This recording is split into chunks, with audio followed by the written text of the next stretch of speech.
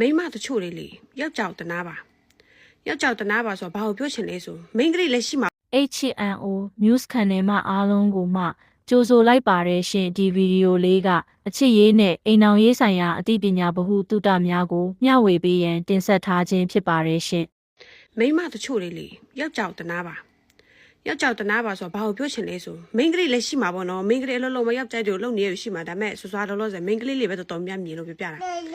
ကိုရဲ့ယောက်ျားလစားကဥပမာတလမှ3သိန်းလောက်ပဲရှိမယ်ဆိုရင်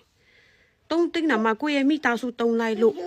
နော်ကိုမိသားစု3လိုက်လို့ဥမာကိုကိကုံစင်းနှုတ်နေနေဆို3သိန်းတော့မှတော့လောက်မလောက်မသိဘူးအဲ့လိုမျိုးဆိုရင်ကိုမလည်းဝင်ငွေကတတိမမမရှိဘူးဆိုရင်ကိုယောက်ျားတနာပါနော်ကိုမိသားစုကိုလှုပ်ပေးချင်တာတခုရုံနေနဲ့ကိုမိသားစုကိုကူညီပေးချင်ရုံတခုကလေးနဲ့ဆိုပြီးမှလေယောက်ျားလစာက3သိန်းကိုစားနေတဲ့ဟာနဲ့ကိုရဲ့သားသမီးတွေအတူတူစားနေတဲ့ဟာနဲ့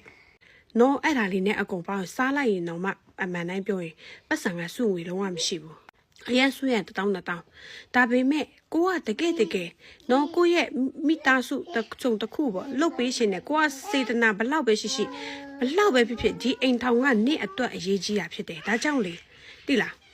မနိုင်ဘူးနဲ့ဝင်တိတ်မထမ်းပါနဲ့ဆိုတာဘာလဲဆိုတော့စဉ်းစားကြည့်ပါကိုယောက်ျားရဲ့ဝင်ငွေလစာပုံမှန်က3သိန်းနော်ကိုကစားနေတာက2သိန်း8000လောက်စားနေတယ်ထားလိုက်နောက်ပြီးကိုကတယောက်ကူညီချင်လို့နော်အကျွေးဘာလဲချီထားရဲ့ဘာလဲသိန်း30လောက်ချီထားတယ်ဒါဆိုရင်နော်တလောက်9000ကိုနော်လုံးဝချွေသားမှတလောက်9000စုဆောင်းပြီးမှဒီပတ်စံသိန်း20ဟာနော်သိန်း20လို့သိန်းတော့ဘလောက်ဆိုမှအများကြီးငားလိုက်ပြီဆိုရင်ချီလိုက်ပြီဆိုထားလိုက်နော်အဲ့ဆိုဒါတွေကဘဒူကပို့ပြီးမှစိတ်ညစ်ရမယ်ထင်တယ်နော်ငားတဲ့သူလည်းမပျော်ဘူးနော်ကိုကချီလို့ကိုရဲ့မိသားစုကူညီလိုက်ပြီထားကိုရဲ့တခုခုကူညီလိုက်ပြီထားနော်ဒီဝင်ထမ်းနေရတဲ့သူလည်းမပျော်သလိုကိုလည်းမပျော်ဘူးတခုခုလှုပ်ချင်တယ်ဆိုတေချာစဉ်းစားပါကိုရဲ့ဝင်ငွေကဘလောက်လဲကိုမှလက်ရှိဝင်ငွေတဲ့ဝင်ငွေကဘလောက်လဲနော်အဲ့လိုမဟုတ်ဘဲနဲ့ကိုရဲ့တစ်ဖက်တက်အတွေးနဲ့ကိုကနော်ဒါကိုတကူကောက်ဆန်နေလို့ခေါ်တယ်ကိုမိသားစုတယောက်အစင်ပြေဖို့အရေးကိုပြောမှဆိုသူများကိုပါဒုက္ခလိုက်ဆွဲတွင်းထဲ့တယ်လို့ခေါ်တယ်နော်ဒါကပြောချင်တာကကိုကဒီလောက်ပဲဖြစ်နိုင်ပြီးမှနော်သူများကိုဒီထက်မကယူထားမိတယ်ချီထားမိတယ်ဆိုရင်ကိုယောက်ျားရဲ့ဟာလည်းနော်ကိုကစုလို့မှမြန်လဲပြည့်နိုင်မှာမဟုတ်ဘူးဒီပတ်စံကတစ်ဖက်သားကလည်းပတ်စံလိုပြီးဆိုတဲ့အချိန်ကျတော့ကိုကလည်းလုံးမပေးနိုင်ဘူးဒါဆိုရင်နော်ကိုမိသားစုကိုချစ်လို့ကိုမိသားစုကိုကအပူထမ်းနဲ့ထားလိုက်တော့ဒါပေမဲ့တစ်ဖက်ကိုချီဟာသူကဘာလို့နှစ်အပူသူကပြန်ထမ်းနေရတာလဲစဉ်းစားကြည့်ကိုတယောက်ကြောင်းနဲ့နော်ကိုတယောက်ရဲ့ဘယ်လိုပြောမလဲတကူကောက်စိတ်ဆန္ဒတစ်ခုကြောင်းနဲ့ကိုအမျိုးသားလည်းစိတ်ညစ်ရတယ်ကိုလည်းစိတ်ညစ်ရတယ်ကိုတငယ်ချင်းလည်းစိတ်တရုတ်ပြည်မှာအိမ်ထောင်ကြချင်တဲ့အမျိုးသမီးတချို့လေးတွေကိုပြောပြချင်တယ်တရုတ်ပြည်မှာအိမ်ထောင်ကြချင်တဲ့အမျိုးသမီးတချို့လေးတွေကိုပြောပြချင်တယ်နော်ထင်နေတာတရုတ်တိုင်းကောင်းတယ်လို့ထင်နေတာလားတရုတ်တိုင်းလည်းမကောင်းပါဘူးနော်ဒါပေမဲ့ကောင်းတဲ့သူလည်းများတယ်လို့မကောင်းတဲ့သူလည်းရှိမှာပေါ့နော်ဒါပေမဲ့အယောက်20မှာ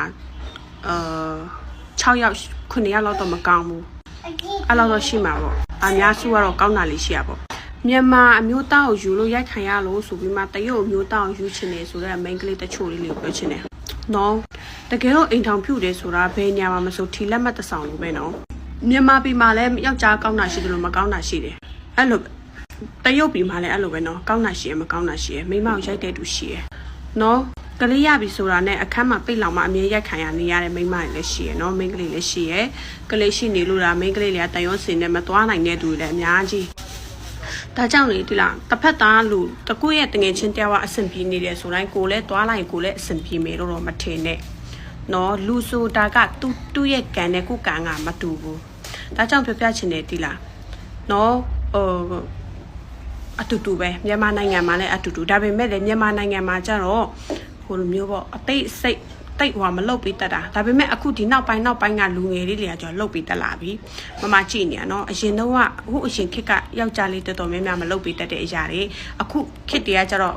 ဖုန်းတွေကပေါ်လာပြီဘာညာပေါ့အဲ့လိုမျိုးပေါ်လာတဲ့အချိန်ကျတော့သူများမိန်းမတွေပြုစုနီးတွေရောတွေ့တာတဲ့အချိန်ကျတော့ တော်တော်များများကြတော့လေအခုဒီနောက်ပိုင်းလူငယ်လေးတွေကကြတော့သူတို့မိမကိုဟိုတဘာသူเนาะတဘာတိုင်းဟိုတဘာသူเนาะတဘာနိုင်ငံကလိုပဲပြုစုတက်နေပြီအခုကလေတလားပြုစုတက်နေဆိုတော့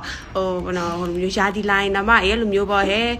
ဘာလုပ်ပေးမယ်မိမအဲ့လိုမျိုးလုပ်ပေးတတ်တာပေါ့အဲ့လိုမျိုးအိမ်ထောင်လေးကြတော့အမှန်တိုင်းပြောတာနော်စားလောက်ယုံလေးနဲ့ရှိနေမှစိတ်ချမ်းသာတယ်ပြောချင်တာကလေ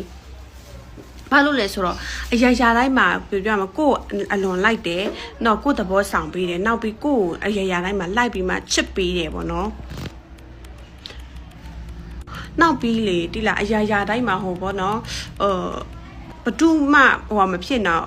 ကိုရီနှစ်ယောက်တည်းရှိရင်ပြပြစုံနေဆိုတော့ဘဝလူမျိုးเนาะဒီယောက်ျားလုံခြုံမှုပေးနိုင်တယ်အဲ့လိုမျိုးကြောင့်မလို့တော်တော်များများအခုခေတ်ကကြတော့လေကောင်လေးတွေကလည်းမြန်မာနိုင်ငံမှာလည်းတော်တော်များများရှိလာပါပြီတရုတ်နိုင်ငံမှာပဲရှိတာတော့မဟုတ်ဘူးအရင်တော့ဆိုရင်တော့ဟုတ်ပါတယ်တရုတ်နိုင်ငံမှာပေါ်တယ်တင်ဗမာနိုင်ငံမှာတော်တော်ရှားတာဟုတ်တယ်เนาะတင်ဗမာတွေကောင်းတယ်ဆိုတာတရုတ်တွေကတချို့အရင်တော့ဆိုရင်ခြေပြမမီဘာလို့လဲဆိုတော့မိမရန်ပြုစုတတ်တာကိုပြောတာဒါပေမဲ့အခုခေတ်ကကြတော့လေခေတ်အညီအလိုက်ပေါ့မိမတွေတော်တော်လေးပြုစုတတ်လာနေပြီကြည်တာပေါ့နော်အခုခေတ်လူငယ်လေးတွေကကျတော့Facebook လေးမှာပေါ့နော်ကြည်ပါညာအဲ့လိုမျိုးပေါ့အားကြောင့်မလို့မိန်းကလေးတွေအလွန်လိုက်တက်နေပြီဒါကြောင့်ပြောချင်တယ်မြန်မာနိုင်ငံမှာလည်းအခုတော့အဆင်ပြေကျမတို့တင်ဆက်သမျှကိုမလွတ်တမ်းကြည့်ရှုနိုင်ဖို့ HNO သတင်း channel ကိုစာရင်းသွင်းမထားသေးပါကအခုပဲစာရင်းသွင်းထားဖို့မမေ့ပါနဲ့နော်ရှင်